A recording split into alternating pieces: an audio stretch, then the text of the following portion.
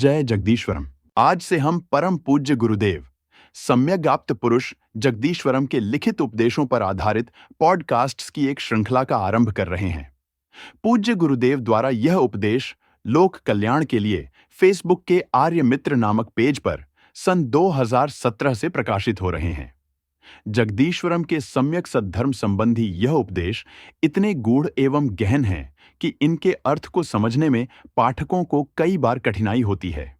इसीलिए वर्ष 2025 के सत्र के पहले लेख यानी 9 जून से इन उपदेशों के तात्पर्य को YouTube पर एक पॉडकास्ट के रूप में समझने का प्रयास किया जा रहा है। आशा है कि इस प्रयास से जिज्ञासु जन जगदीश्वरम के विचारों की गहराई में उतर सकेंगे व इनसे लाभान्वित होंगे।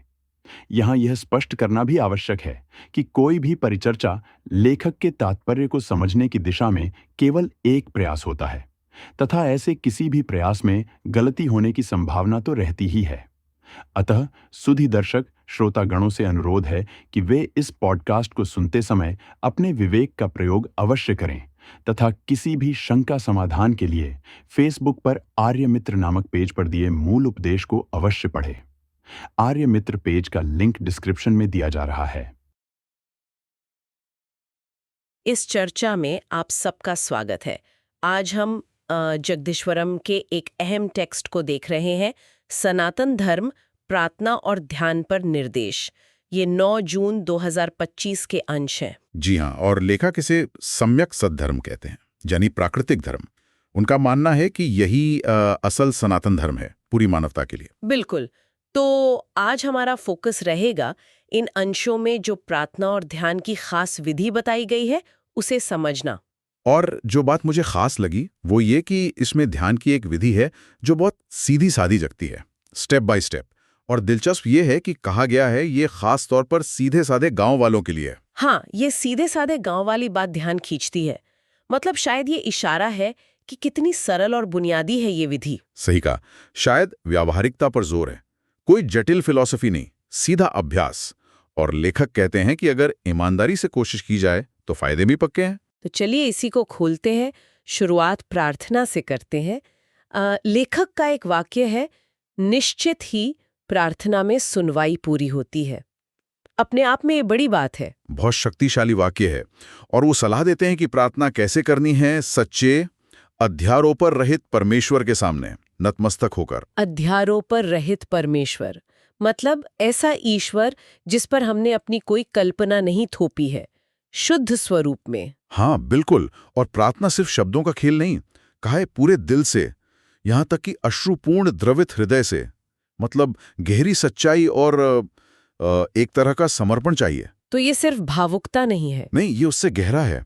पाठ कहता है ऐसी प्रार्थना से हृदय खुलता है। हृदय का खुलना, इसका क्या मतलब समझे? कोई इमोशनल रिलीज या कुछ और? पाठ आगे बताता है हृदय की गहराई खुलती है। तो ये सिर्फ सतह की बात नहीं, अंदर की परतें खुलती हैं।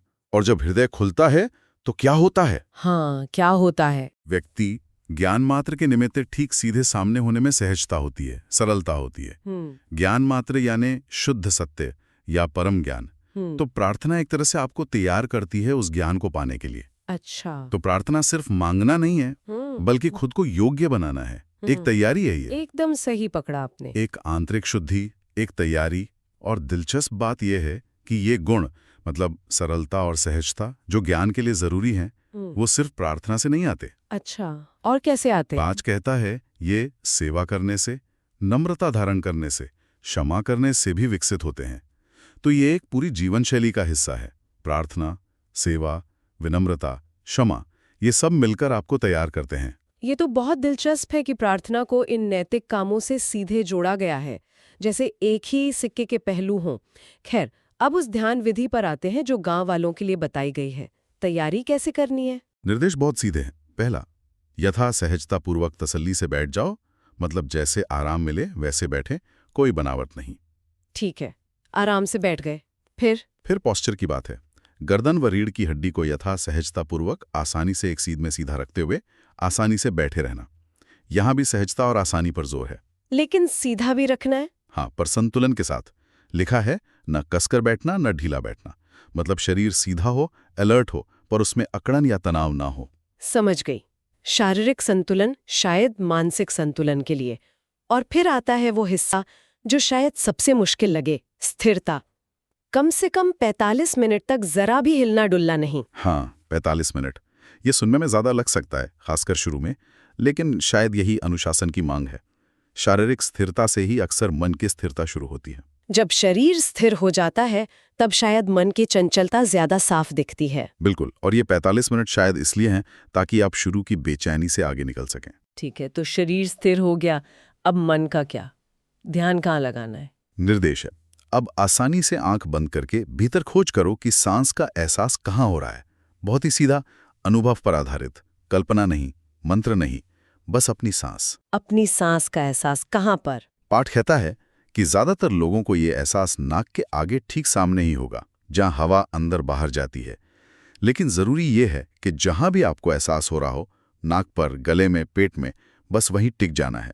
बस ठीक सामने ही ठहरे रहना है। अच्छा, जहां भी महसूस हो वहीं रुकना है। और फिर आती है निरंतरता। सांस को एक टक लगातार याद करते हुए पूरी तरह से बस सांस में ही ठहरे रहना है। हर आती जाती सांस पर ध्यान रहे, एक भी सांस नजर से बाहर ना हो। एक भी सांस ना चूके, ये नजर बनाए रखना कितना महत्वपूर्ण है? पाठ के हिसाब से यही सब कुछ है। लेखक कहते हैं, ध्यान अभ्यास का सारा खेल ही नजर पर टिका है। ये नजर, ये जागरूकता ही कुंजी है। और अगर नजर हटी तो समझो सब चूक गया, सब खत्म। इसीलिए बार बार चेतावनी है, किसी भी कीमत पर नजर भंग ना हो, किसी भी तरह बस निगरानी भंग ना हो।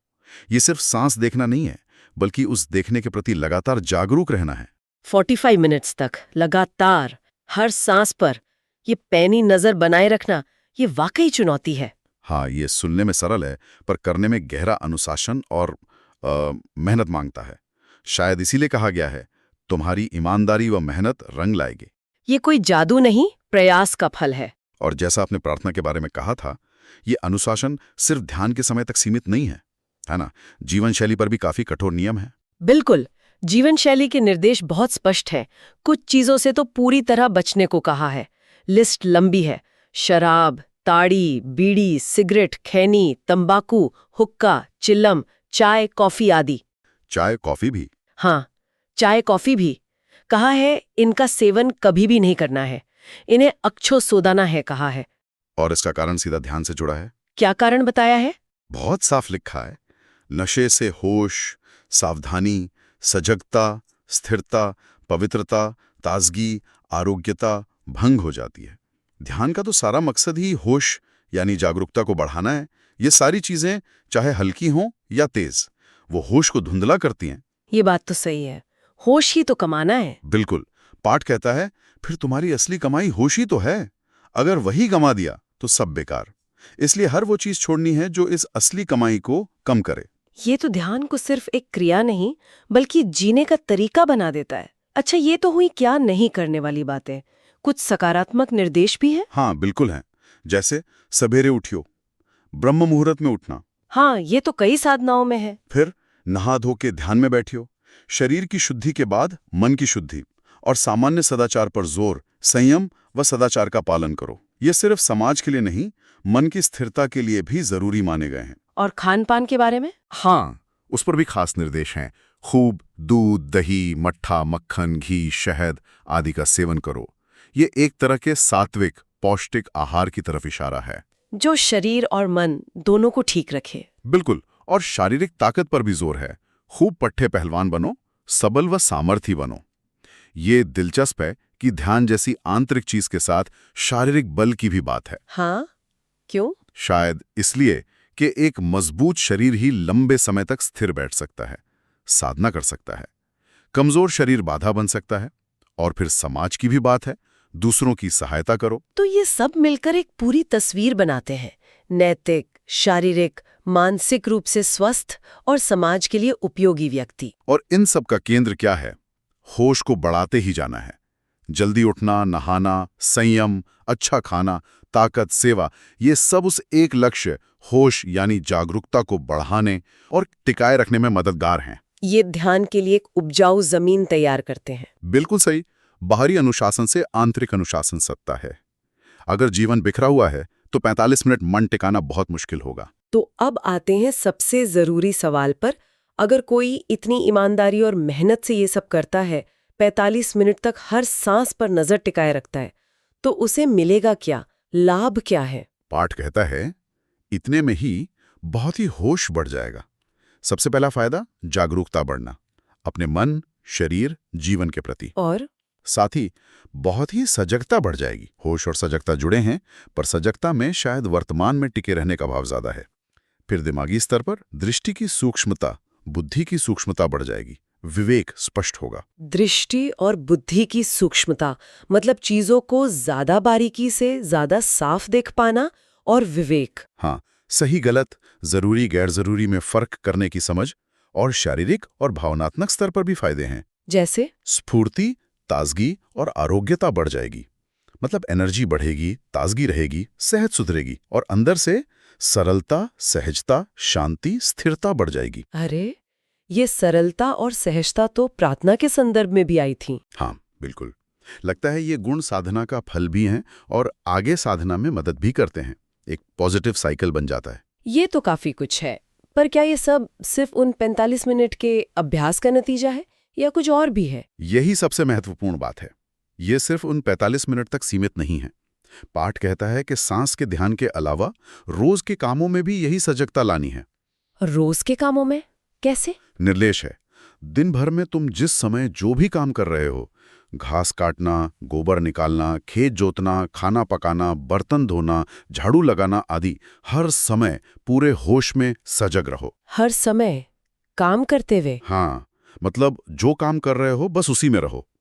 पूरा का पूरा ध्यान बस उसी काम में हो, जरा भी ध्यान न बटे।